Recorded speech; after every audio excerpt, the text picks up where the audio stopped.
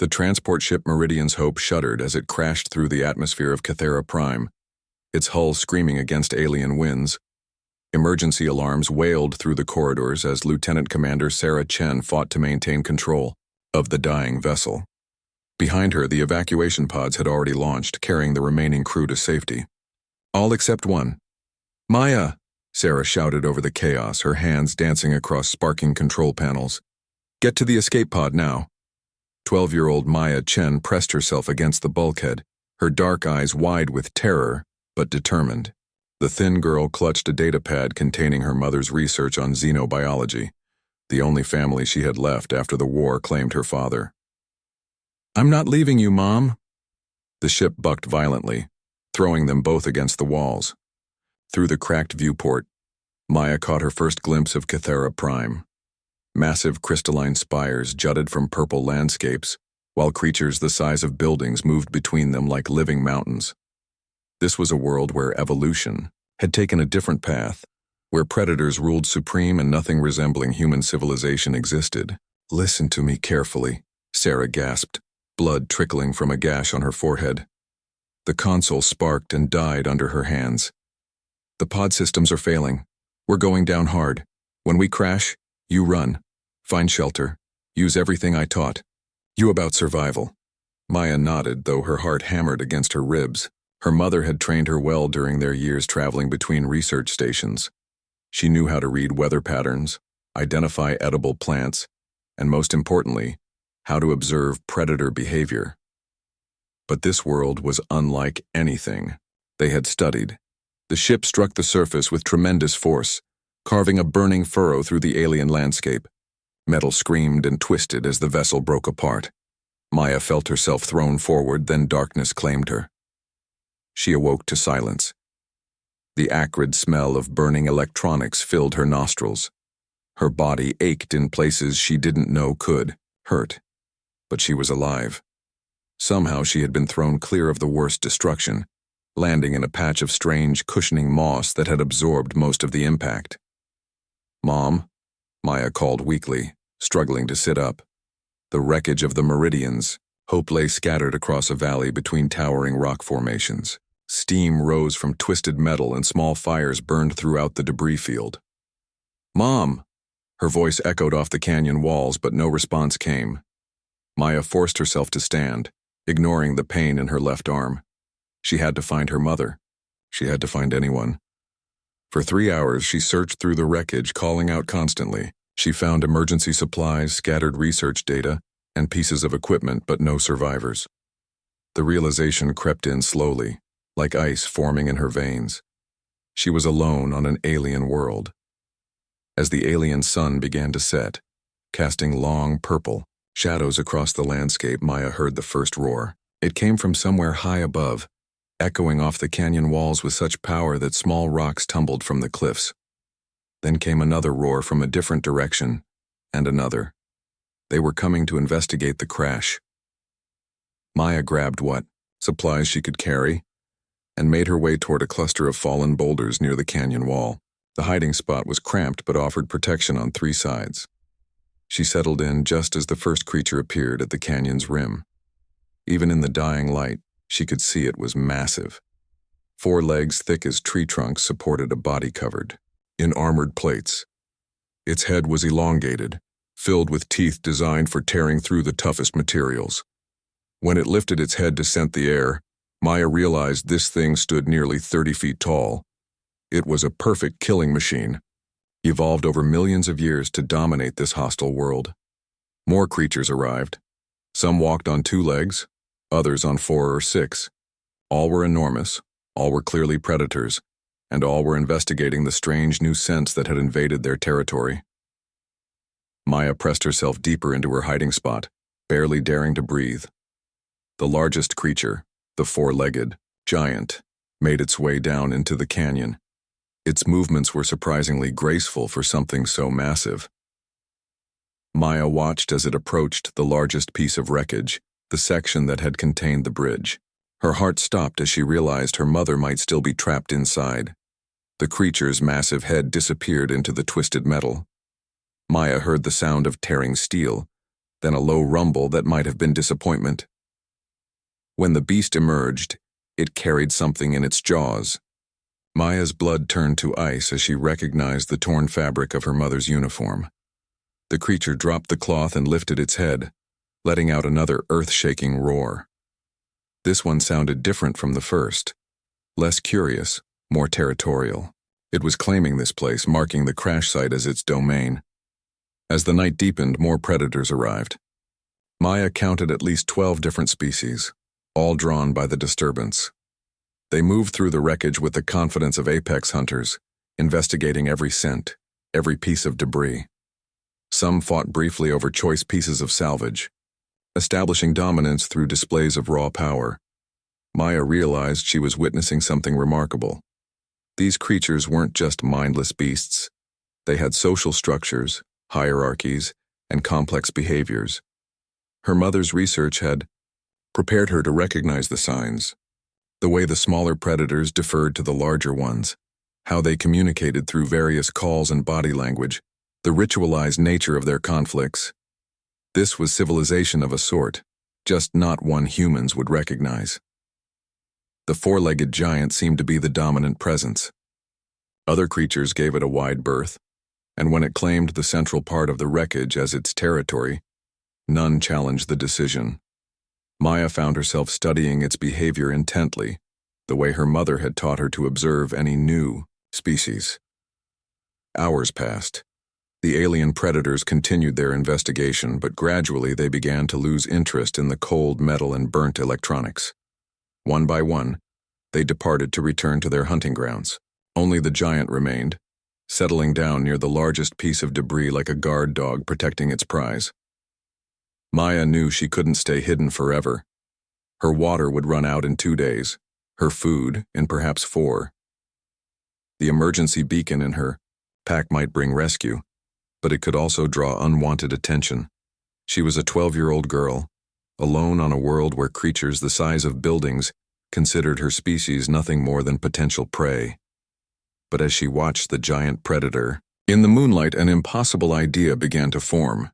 Her mother had always said that every species had its own logic, its own social rules. If these creatures had hierarchies, if they had complex behaviors and territorial instincts, then perhaps there was a way to survive among them. It was insane. It was probably impossible, but it was the only chance she had. Maya Chen, the last human on Cathera Prime, began to plan. Maya spent the next 3 days observing the giant predator from her hiding place. She learned its patterns, its habits, its moods. The creature, which she had started calling Titan in her mind, followed a strict routine. It hunted during the early morning hours, returning with prey that it would consume methodically near the wreckage. During the heat of midday, it rested in the shade of the largest debris piece. Evenings were spent patrolling the canyon, marking territory and driving off smaller predators who dared venture too close. Most importantly, Maya noticed that Titan never ate everything it killed. Large portions of each hunt were left scattered around its territory, more meat than seemed wasteful even for such a massive creature. She began to suspect this wasn't carelessness, but strategy. The scattered remains attracted smaller scavengers, which in turn attracted other predators seeking easy prey. Titan was essentially farming the local ecosystem, creating a constant food source within its domain. On the 4th morning, Maya made her decision. Her water supply was down to a few sips, and she had eaten the last of her emergency rations the night before. The distress beacon remained silent, suggesting either no one was coming or no one was close enough to help. It was time to implement her desperate plan. She waited until Titan departed for its morning hunt, then emerged from her hiding spot. The creature had left the remains of yesterday's kill near the center of its territory, exactly as she had predicted. Maya approached slowly, constantly scanning for danger. The meat was from something that looked like a cross between a rhinoceros and a turtle, its armored shell cracked open to reveal the flesh beneath. The smell was overwhelming, but Maya forced herself to cut away a small portion using her utility knife. The meat was tough and had a strange metallic taste, but it was protein, and she needed every advantage she could get. More importantly, she was now covered in the scent of Titan's kill. Maya retreated to a new hiding spot, closer to the center of the territory but still concealed behind fallen rocks. She had gambled that, by taking from Titan's kill, she was following the same behavioral pattern as the smaller scavengers the creature tolerated. It was a dangerous assumption, but she had observed similar tolerance behaviors in Earth predators. When Titan returned from its hunt, Maya held her breath. The massive creature approached the kill site and immediately detected that something had changed. Its enormous head swung back and forth, analyzing scents and searching for intruders. For several terrifying minutes, it prowled the area, coming within feet of Maya's hiding spot. Then something unexpected happened. Titan settled down to feed, apparently unconcerned by the missing meat. Maya had been right. The creature expected scavengers and tolerated them as part of its territorial ecosystem. She had successfully integrated herself into the local food chain, at least temporarily. Over the following weeks, Maya refined her strategy. She learned to time her scavenging runs perfectly, taking only what she needed and always from the edges of kills where other small scavengers had already fed.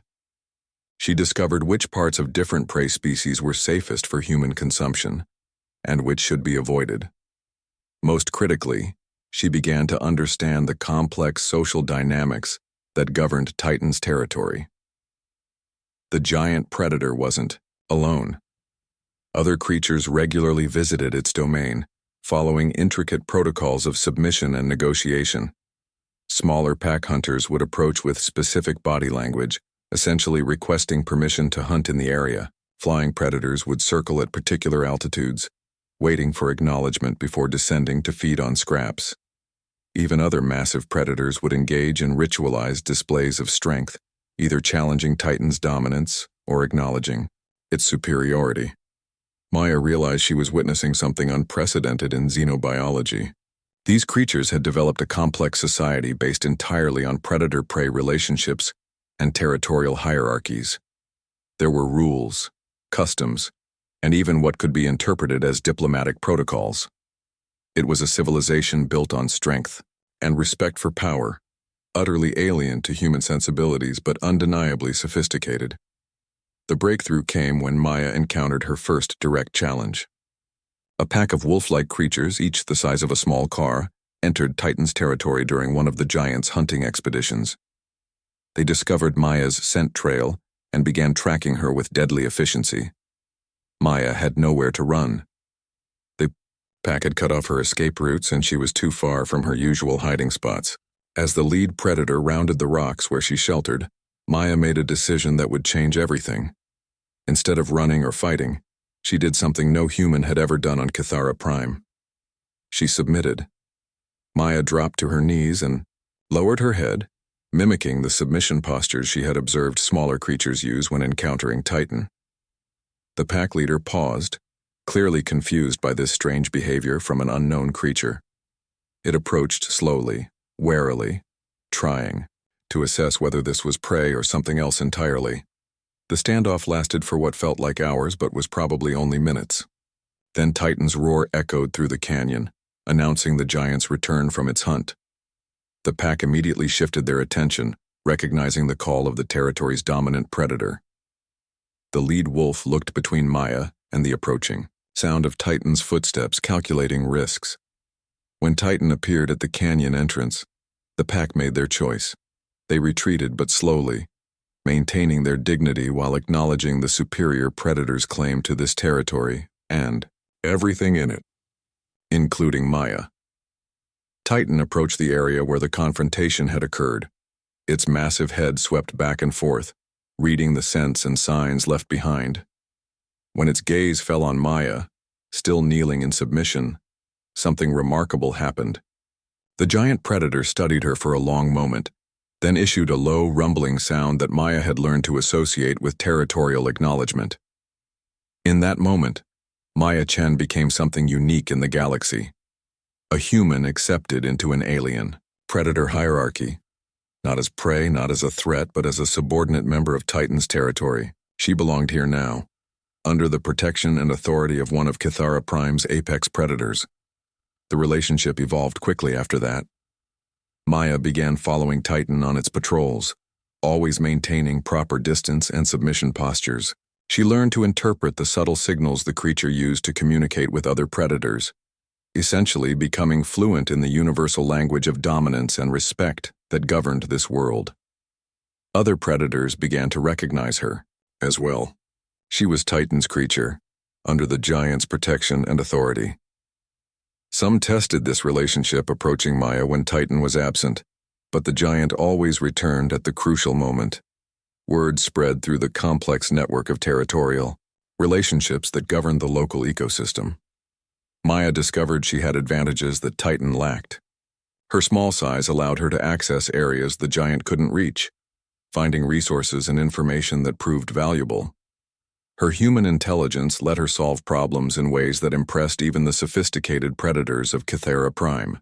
Most importantly, her different perspective allowed her to see patterns and opportunities that the planet's native species missed. Within months, Maya had become indispensable to Titan's territorial operations. She scouted for threats, identified valuable resources, and even helped resolve conflicts between different predator factions. Her unique position as the only creature on the planet that existed outside the normal species hierarchies made her an invaluable diplomatic asset.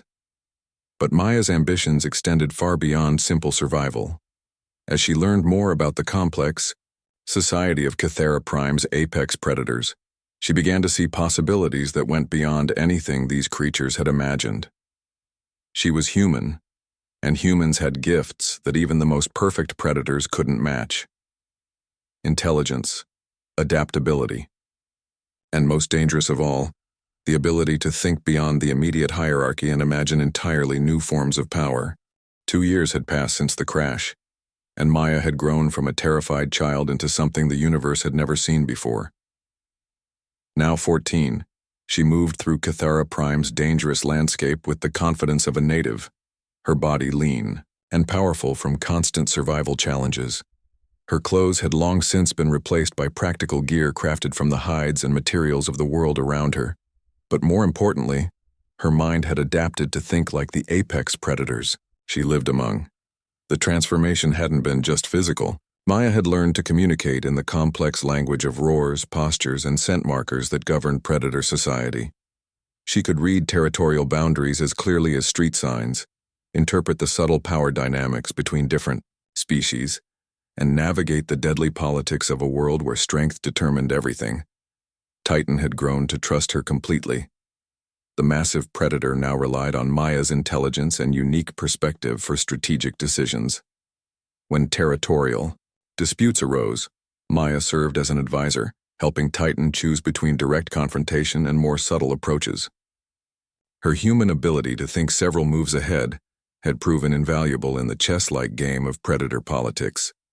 But Maya's real education came from interactions with the broader community of apex predators. She had learned that Kythera Prime's dominant species weren't just random collections of hunting animals. They formed complex alliances, maintained intricate trade relationships, and even engaged in what could only be called primitive diplomacy.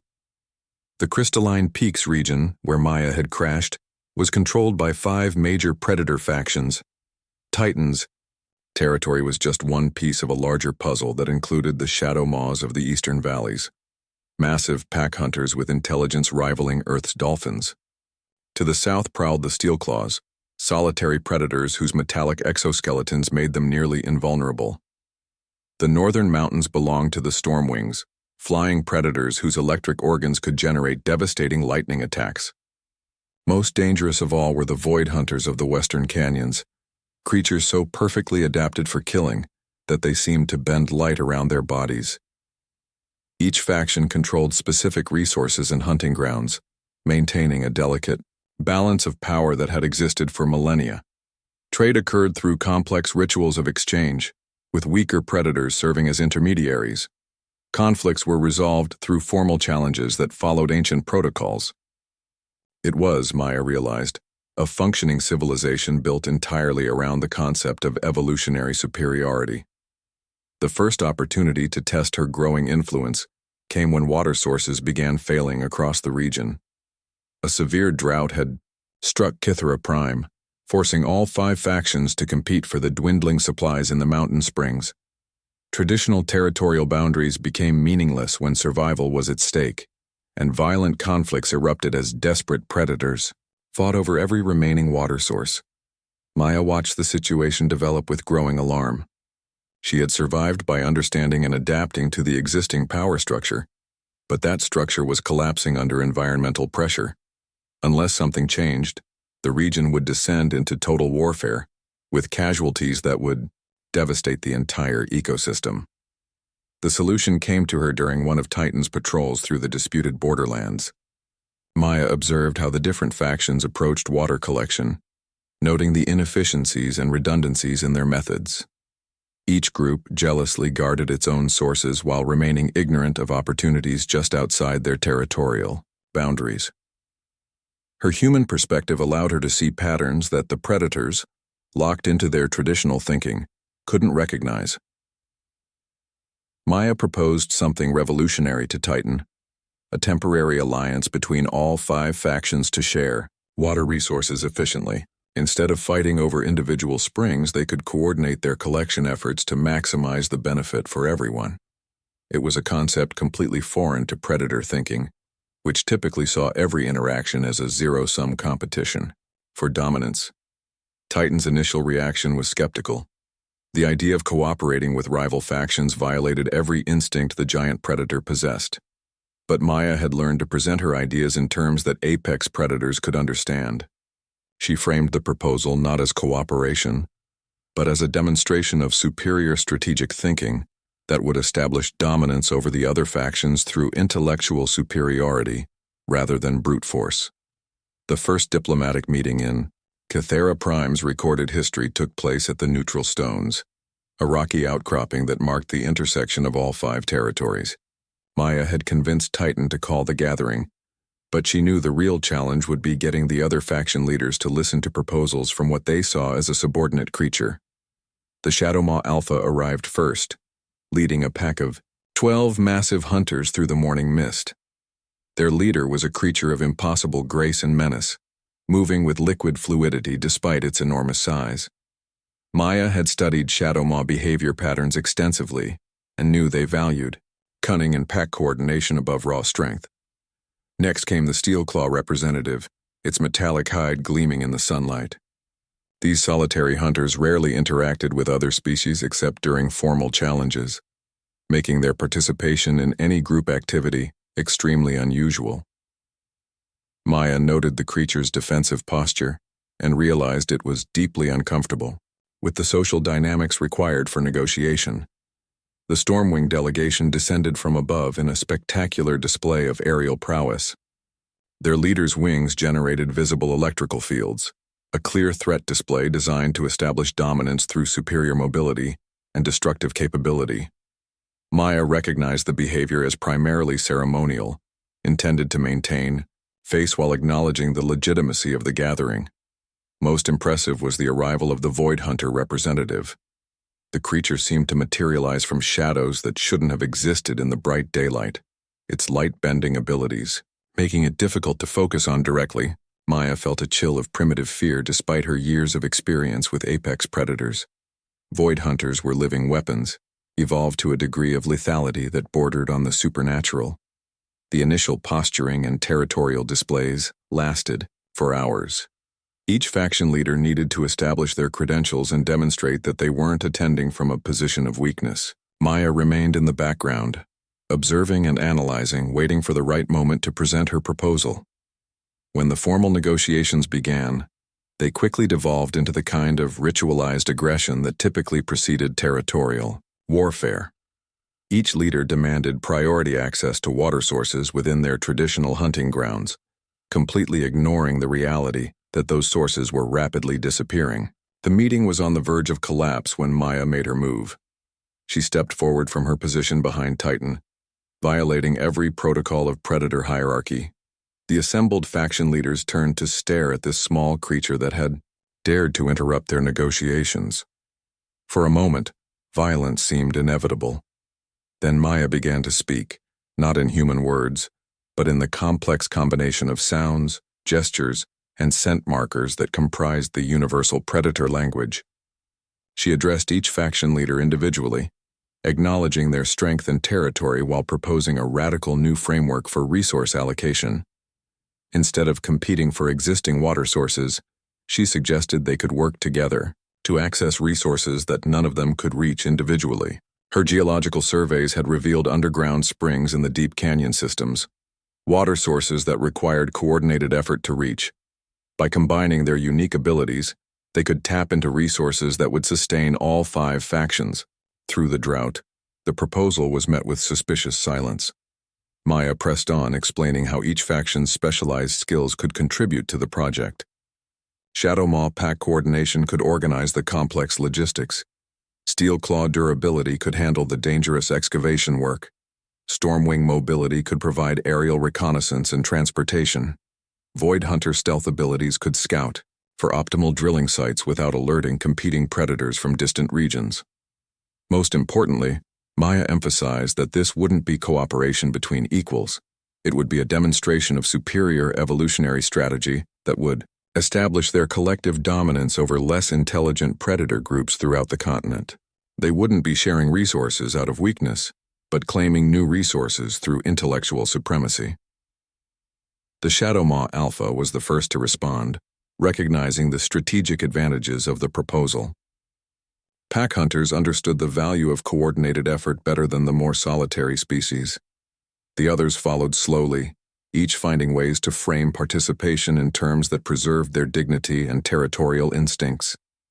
Within hours, Maya had accomplished something unprecedented in Kythera Prime's history. She had created the world's first interspecies alliance, not through force or traditional dominance displays, but through intellectual leadership that transcended the normal hierarchies of predator society. The Water Project succeeded beyond everyone's expectations. The combined abilities of all 5 factions allowed them to access underground resources that individual groups could never have reached. More importantly, the success established a new principle in predator politics. Intelligence and strategic thinking were forms of strength that deserved recognition and respect. Maya Chen, the human girl who had crash-landed as helpless prey, had become something new. The architect of an entirely new form of civilization on Kythera Prime. The success of the Water Alliance transformed Maya's position in ways she hadn't anticipated. Word of the unprecedented cooperation spread across Kythera Prime through the complex communication networks that connected predator territories. Within months, delegations from distant regions began arriving at the crystalline peaks, seeking audiences with the strange creature that had united the apex factions. Maya found herself at the center of a revolution in predator society. The traditional hierarchies based purely on physical dominance were giving way to more complex power structures that valued strategic intelligence and diplomatic skill. Younger predators, especially those from species with higher cognitive capabilities, began challenging their elders' rigid adherence to ancient territorial customs. But with recognition came danger. Not all of Kythera Prime's apex predators welcomed change.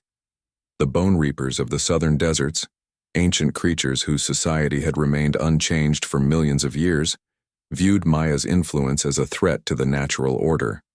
These massive skeletal predators had built their civilization on the principle that only the strongest should lead, and they saw intellectual dominance as a perversion of evolutionary law. The challenge came in the form of a formal declaration delivered by a Bone Reaper emissary. The creature, easily 40 feet long with serrated bone protrusions covering its entire body, arrived at Titan's territory during the height of summer. Its message was simple and terrifying. Maya's innovations violated the sacred laws of predator hierarchy. Either she would submit to traditional dominance testing, or the Bone Reapers would consider all 5 allied factions to be corrupted and subject to purification. Maya understood the implications immediately. Purification, in Bone Reaper culture, meant total extermination of competing predator bloodlines. These weren't empty threats. The Bone Reapers commanded respect throughout the continent because they had successfully eliminated entire species that failed to meet their standards of evolutionary purity. The allied faction leaders gathered for an emergency council. The meeting was tense, with each alpha wondering if their association with Maya had doomed their entire species. The Shadow Maw leader paced nervously, pack instincts warring with loyalty to the Alliance. The steel claw representatives' metallic hide gleamed with stress-generated heat. Even the normally confident Stormwing Alpha showed signs of electrical agitation. Maya realized this was the ultimate test of her position in Predator society. She had gained influence through intelligence and strategy, but now she faced creatures who rejected those qualities as forms of legitimate power. The Bone Reapers would only respect traditional demonstrations of strength, and by any physical measure, a human teenager couldn't hope to compete with apex predators. But Maya had learned something crucial during her years on Kythera Prime. Physical strength wasn't the only form of dominance that predators respected. There was also the strength of will, the ability to face death without flinching, and the power to inspire others through personal courage. These qualities were harder to measure than raw physical capability, but they were recognized by all predator species as legitimate forms of superiority. Maya announced her decision to the stunned Alliance leaders. She would accept the Bone Reaper challenge, but on her own terms. Instead of traditional combat, she proposed a test of evolutionary fitness that would demonstrate which approach to survival was truly superior. The Bone Reapers could choose their strongest champion, while Maya would represent the Alliance's new model of cooperative intelligence. The challenge would take place in the Desolation Fields, a region of Kythera Prime so hostile that even apex predators rarely ventured there. Massive crystalline formations created a maze of razor-sharp obstacles, while electromagnetic storms regularly swept across the landscape with enough power to kill any creature caught in the open. Surviving in the Desolation Fields required more than brute strength. It demanded adaptability, intelligence, and the ability to work with the environment rather than simply overpowering it. The Bone Reaper champion was a creature of nightmares, even by Kythera Prime standards. Ancient beyond measure, scarred by countless battles, it stood nearly 50 feet tall with bone projections that could slice through solid rock. Its eyes held the cold intelligence of a being that had survived through countless epochs by eliminating anything that threatened its dominance. Maya faced this monster with only her intelligence, her knowledge of Kythera Prime's dangers, and the communication devices that linked her to the Alliance leaders. The contest rules were simple. Both contestants would enter the Desolation Fields from opposite sides and attempt to reach a central landmark called the Apex Stone. Whoever arrived first would be declared the victor, with their philosophy of Vaipir, survival recognized as superior. As Maya entered the deadly maze of crystal formations, she could hear the Bone Reapers approach from the opposite direction. The creature was moving directly toward the target, smashing through obstacles with brute force and ignoring the energy buildup that preceded electromagnetic storms. Its roars echoed off the crystal walls, a sound of pure predatory confidence. Maya took a different approach. She moved carefully, studying the patterns in the crystal formations and the subtle signs that indicated storm activity. Her years of survival training served her well as she identified safe routes through the maze, paths that would protect her from both the physical dangers and the approaching electrical storm. The real test came when the electromagnetic storm struck. Maya had positioned herself in a crystal cave that provided perfect insulation from the electrical discharge, but she could hear the Bone Reaper's pained roars as the creature was caught in the open. The storm was more powerful than usual, with lightning strikes that turned sand to glass and crystal formations into molten slag. When the storm passed, Maya continued toward the Apex Stone, following routes that took advantage of the changed landscape. The electromagnetic discharge had created new paths through the crystal maze while destroying others. Maya's human adaptability allowed her to quickly adjust her strategy, finding opportunities in what other creatures would see as additional obstacles. She reached the Apex Stone to find the Bone Reaper already there but dying. The ancient creature had survived the electromagnetic storm through sheer toughness but at a terrible cost. Its bone projections were cracked and bleeding, and electrical burns covered much of its body. It had won the race through determination and raw endurance, but the victory was destroying it. Maya approached the dying champion without fear. In the predator language, she acknowledged its strength and courage while explaining why its approach to survival was ultimately doomed. Brute force could overcome individual challenges, But the universe was full of obstacles that couldn't be smashed or intimidated. Success required the ability to adapt, to work with others, and to find new solutions to unprecedented problems. The Bone Reaper listened, its ancient eyes fixed on this small creature that had dared to challenge evolutionary orthodoxy. As its life faded, it made a sound that Maya had never heard from any predator species before, a gesture of respect from one warrior to another, regardless of physical differences. Word of the challenge and its outcome spread across Cathara Prime with unprecedented speed. Maya had faced the ultimate test of predator society and emerged victorious, not through physical dominance, but through a demonstration of superior survival strategy. The Bone Reapers, bound by their own codes of honor, acknowledged her victory and withdrew their threat against the Alliance. But the implications went far beyond resolving a single conflict. Maya had proven that intelligence and adaptability were legitimate forms of evolutionary superiority, worthy of respect from even the most traditional predator factions. The old hierarchies based purely on physical strength began to crumble as younger predators embraced new models of leadership and cooperation. Within a year, the Alliance had expanded to include dozens of predator factions across 3 continents. Maya found herself at the center of a transformation that was reshaping Cathara Prime's entire civilization. She had become more than just a survivor or even a leader. She was the catalyst for an evolutionary leap that would change the world forever. But Maya's greatest challenge still lay ahead. Reports were arriving from the planet's monitoring stations of ships approaching from deep space. Humanity had finally come looking for their lost expedition, and they were bringing enough firepower to sterilize the entire planet if they perceived the native predators as a threat. Maya realized that her next test wouldn't be proving her worth to alien predators but preventing a war between the 2 species she now called home. The human fleet arrived like a metallic storm across Cathara Prime's skies, 12 warships bristling with enough firepower to glass continents. Maya watched from the highest peak in the crystalline range as the vessels took position in orbital formation, their sensors sweeping the planet's surface in systematic search patterns. She knew they were looking for survivors from the Meridian's Hope, but they were also analyzing threat levels, cataloging the apex predators that ruled this world. Through her Alliance communication network, Maya could sense the growing agitation among the predator factions. The arrival of the human fleet had triggered every territorial instinct these creatures possessed. Flying predators were abandoning their usual hunting grounds to avoid the strange metal birds in the sky. Ground-based apex species were gathering in defensive formations, preparing for what their instincts told them was an invasion.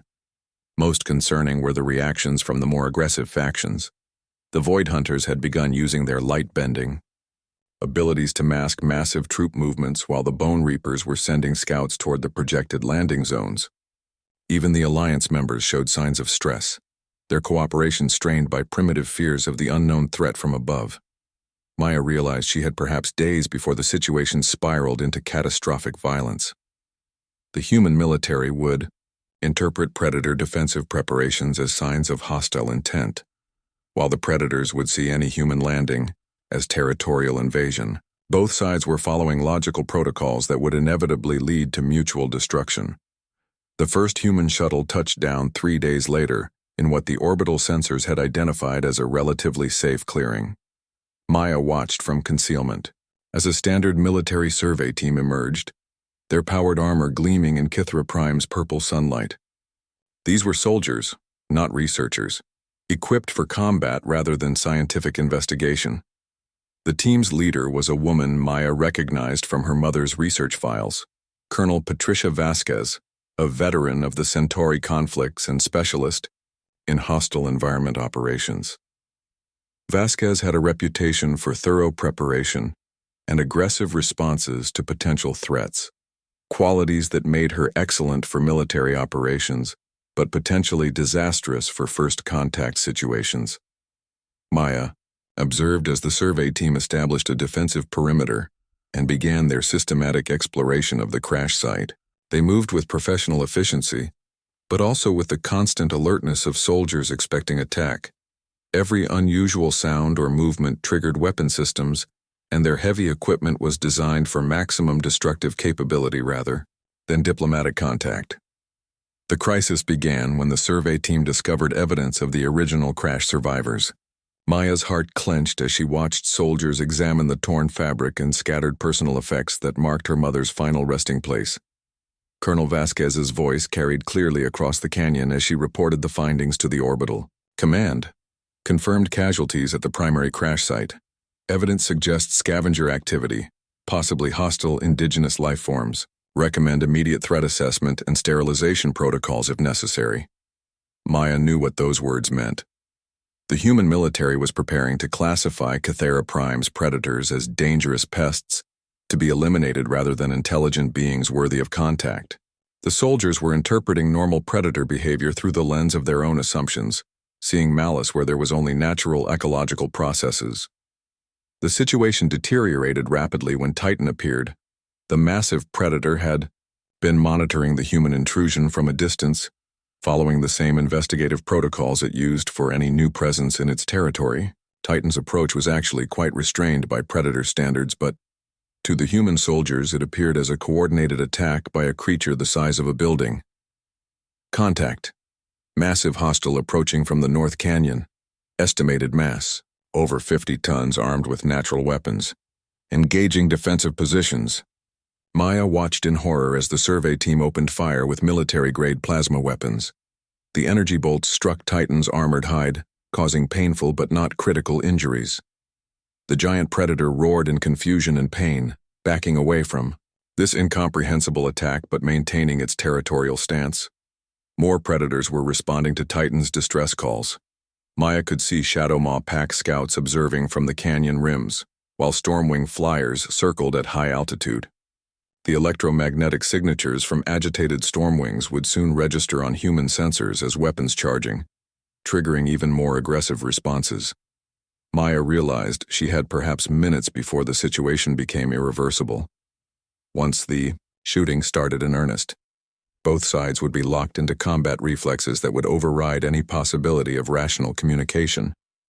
She had to act immediately, risking everything on a desperate gamble. She stood up from her concealment and walked into the open ground between the human soldiers and the wounded Titan. "Cease fire!" Maya shouted in standard Terran, her voice carrying across the canyon with surprising authority. "Cease fire! Human survivor approaching!" The effect on both sides was immediate and profound. The human soldiers lowered their weapons, in shock, unable to process the sight of a teenage girl emerging from the alien wilderness and speaking perfect Terran. Titan and the other predators were equally confused, recognizing Maya's authority but uncertain how to respond to her interaction with the strange new creatures. Colonel Vasquez stepped forward, her weapon still ready, but no longer aimed at Titan. "Identify yourself. Are you from the Meridian's Hope?"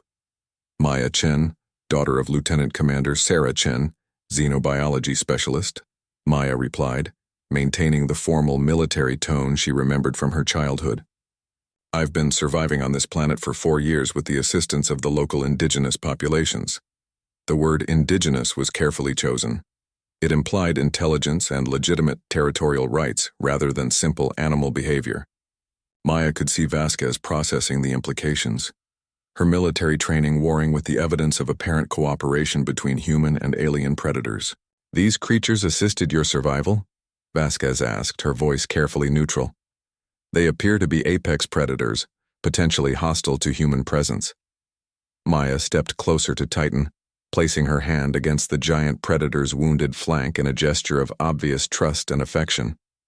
"They are apex predators, Colonel, but they're also intelligent beings with complex social structures and sophisticated civilizations. What you're seeing as hostile behavior is actually territorial investigation. They're trying to understand what you are and whether you pose a threat to their communities." The standoff continued for several tense minutes. Maya could sense the predators' growing agitation as more human shuttles appeared in the sky, while the soldiers remained ready to resume firing at the first sign of aggressive movement. Everything balanced on a knife's edge, with the slightest misunderstanding capable of triggering a war between species. Maya made her choice. She turned to Titan and spoke in the complex predator language. explaining that these newcomers were her birth species, potentially valuable allies, but currently frightened and confused. She requested that Titan demonstrate the sophisticated, diplomatic protocols that governed predator society, showing the humans that they were dealing with equals rather than animals. Titan's response was magnificent. The giant predator performed a formal territorial acknowledgement, using the precise gestures and vocalizations that indicated respectful recognition of the human's right to be present, while asserting its own legitimate authority over the region. To Maya, the meaning was clear. Titan was offering to negotiate as one sovereign power to another. To the human soldiers, it looked like an alien creature was engaging in obviously intelligent communication with one of their own people. "Colonel." Vasquez slowly holstered her weapon. "I need to report this to Fleet Command immediately. This changes everything about our mission parameters." Maya nodded, but she could already see the next challenge approaching. More predator factions were arriving, drawn by the commotion and the unprecedented presence of new intelligent beings in their territory. The formal protocols for first contact between multiple apex species were incredibly complex, and any mistakes could still trigger the war she was trying to prevent. "Colonel," Maya said quietly, "what you're about to witness is a diplomatic gathering between sovereign nations. These beings have laws, customs, and expectations about how contact should be conducted. If you want to avoid conflict, you'll need to follow their protocols, not ours." Vasquez looked around at the growing assembly of massive predators, each one capable of destroying her entire survey team. "What exactly are you suggesting, Chen?" "I'm suggesting that we do something unprecedented in human history," Maya replied. "We let someone else set the terms for first contact. We prove that humanity can adapt to alien customs instead of imposing our own. We show them that we're worthy of joining the civilization they've built here." As the first formal interspecies diplomatic gathering in galactic history began to take shape around them, Maya realized she was about to face her greatest challenge yet. She had to convince two completely different civilizations that cooperation was not only possible, but essential for both their futures. And she had to do it while translating between thought processes that had evolved on different worlds under completely different evolutionary pressures. The fate of two species now rested on the diplomatic skills of a teenage girl who had learned statecraft from apex predators on an alien world. The diplomatic gathering that followed would later be studied by xenosociologists across the galaxy as the most complex first contact scenario ever recorded. Maya found herself serving as translator, cultural interpreter, and mediator between two civilizations that had no common reference points for understanding each other. The human fleet had deployed additional shuttles carrying diplomatic specialists, xenobiologists, and military advisors. Admiral Chen Harrison, the expedition commander, established a temporary headquarters in the valley while maintaining orbital support, ready for immediate evacuation. Harrison was Maya's great-uncle, though they had never met, and his personal investment in finding Sarah Chen's daughter added emotional complexity to an already unprecedented situation. On the Predator side, representatives from all major continental factions had arrived for what they considered the most significant territorial negotiation in their species' history. The gathering included not just the familiar alliance members but also delegations from distant regions. The ice wraiths of the polar caps, crystalline beings that existed in symbiosis with the planet's mineral formations. The deep swimmers, from the abyssal ocean trenches. Amphibious predators with biotechnology that surpassed human engineering. And most remarkably, the ancient mines, energy-based entities that inhabited the planet's electromagnetic fields and represented the oldest intelligence on Kythera Prime. Maya realized she was witnessing the formation of something unprecedented. A truly interspecies confederation that included not just biological life forms, but beings that existed as pure consciousness within electromagnetic patterns. The ancient minds had been observing galactic civilizations for millions of years but had never chosen to make contact until now. The negotiations began with ritual displays of capability from each faction. Human representatives demonstrated their advanced technology, projecting holographic star charts and technical specifications that impressed even the sophisticated predator species.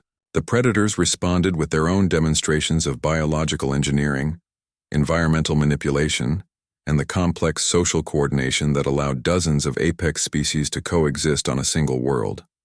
But the real breakthrough came when the ancient minds chose to communicate directly with Admiral Harrison. The energy beings manifested as shifting patterns of light that coalesced into recognizable symbols and mathematical concepts. Their message was transmitted directly into Harrison's consciousness, bypassing language entirely to convey meaning through pure conceptual transfer. Maya watched the Admiral's expression change from confusion to wonder to profound understanding. "They've been watching us," Harrison said quietly, his voice filled with awe. "Not just humanity, but all the species in this sector of the galaxy. They know about our wars, our expansions, our colonial policies. They've been waiting to see if we were ready for true partnership rather than dominance." Maya translated the Admiral's words into Predator language, watching as the assembled faction leaders absorbed the implications. These ancient minds had been testing both human and Predator civilizations, determining whether either species had evolved beyond the crude territorial instincts that drove most galactic conflicts. The ancient minds revealed that Cathara Prime was not just another world with dangerous wildlife. It was a carefully designed testing ground where Predator species were gradually evolved toward higher intelligence and cooperative capability. The planet's extreme environment forced natural selection toward problem-solving ability and social coordination rather than simple physical dominance. Every apex predator species on the world had been subtly guided toward the capacity for interspecies cooperation. Maya's arrival had been the final element in a multi-million-year experiment. The ancient minds had been waiting for a catalyst, an outside intelligence that could demonstrate to the predator species that cooperation with alien civilizations was not only possible, but beneficial. Her success in uniting the predator factions proved that the experiment had succeeded. Now the ancient minds were offering something no galactic civilization had ever received: true partnership in cosmic development. Not conquest, not colonization, not even trade agreements, but genuine cooperation between species that retained their unique characteristics while working toward common goals. Admiral Harrison looked around at the assembled representatives of two entirely different evolutionary paths. "What exactly are you proposing?" The ancient mind's response came through Maya, who had learned to interface with their electromagnetic communications during her years on the planet. "They're offering humanity membership in a galactic confederation based on principles we've never imagined. Not expansion through military force or economic dominance, but growth through cooperative evolution. Each member species contributes their unique capabilities while helping others develop their own potential." The human diplomatic team spent hours discussing the implications. This offer represented everything humanity had been searching for in its expansion across the galaxy: access to advanced technologies, guidance from older civilizations, and security through mutual defense pacts. But it also required abandoning the colonial model that had driven human expansion for centuries. "We would have to give up the idea of controlling worlds and populations," Harrison said finally. "Instead of conquering or colonizing, we would be joining a community where every species maintains sovereignty while contributing to collective projects." Maya nodded, then addressed the assembled predator leaders in their own languages. The response was immediate and enthusiastic. These beings had spent millions of years learning to balance individual strength with collective benefit. They understood cooperation in ways that humanity was only beginning to comprehend. The formal agreement took 3 days to negotiate, with Maya serving as the primary translator between radically different forms of consciousness. The final document established Cathara Prime as humanity's first embassy to the Galactic Confederation, with Maya serving as the official cultural liaison between human and predator civilizations. But Maya's role extended beyond simple diplomacy. The ancient minds had designated her as something unprecedented: a bridge consciousness, a being capable of facilitating communication between species that had evolved under completely different conditions. Her unique experience of surviving and thriving within alien predator society made her the ideal candidate for helping other species achieve similar integration. As the human fleet prepared to establish permanent diplomatic facilities on Cathara Prime, Maya stood with Titan overlooking the valley where her adventure had begun. The massive predator had been formally recognized as a sovereign leader by the Galactic Confederation, his territory acknowledged as an independent nation with full diplomatic status. 4 years ago, I was a terrified child hiding in the wreckage of a crashed ship, Maya said, speaking in the predator language that had become as natural to her as her birth tongue. Now I'm helping to reshape how civilizations interact across the galaxy. Titan's response carried the deep satisfaction of a mentor whose student had exceeded all expectations. The giant predator had watched Maya grow from helpless prey to a leader capable of uniting species across evolutionary boundaries. Their partnership had become the template for a new form of interspecies cooperation. Admiral Harrison approached, carrying the formal documents that would establish the new embassy. Maya, the Confederation Council is requesting that you consider a position as humanity's first ambassador to non-human civilizations. You would be responsible for facilitating contact with other species we encounter as we explore the Confederation's territory. Maya looked out across the alien landscape that had become her home. The crystalline spires caught the purple light of Cathera Prime's setting sun, while predators of dozens of species moved through the valley in peaceful coexistence. This world had taught her that intelligence came in many forms, that strength could be measured in ways beyond physical power, and that cooperation between unlikely partners could achieve things that no single species could accomplish alone. I accept, Maya said, then repeated her answer in the predator languages so that all the assembled leaders could understand. But I want it understood that this embassy works both ways. Humanity isn't just joining the Confederation, we're contributing to it. Our perspective is just as valuable as everyone else's. As celebrations began throughout the valley, with human technology and predator ceremonies combining in unprecedented displays of interspecies joy, Maya realized that her greatest adventure was just beginning. She had proven that a human could not only survive among apex predators, but could earn their respect and leadership. Now she would help humanity take its place among the stars, not as conquerors, but as partners in a civilization that spanned species and worlds. The girl who had crashed on an alien world as helpless prey had become the architect of a new form of galactic civilization, and somewhere in the electromagnetic fields that surrounded Cathera Prime, the ancient minds observed with satisfaction as their multi-million-year experiment reached its intended conclusion. The birth of true interspecies cooperation in a galaxy that had known only conquest and competition. Maya Chen, the first human to hold the throne among apex beasts, had shown two civilizations that evolution's greatest achievement wasn't the ability to dominate others, but the wisdom to unite with them.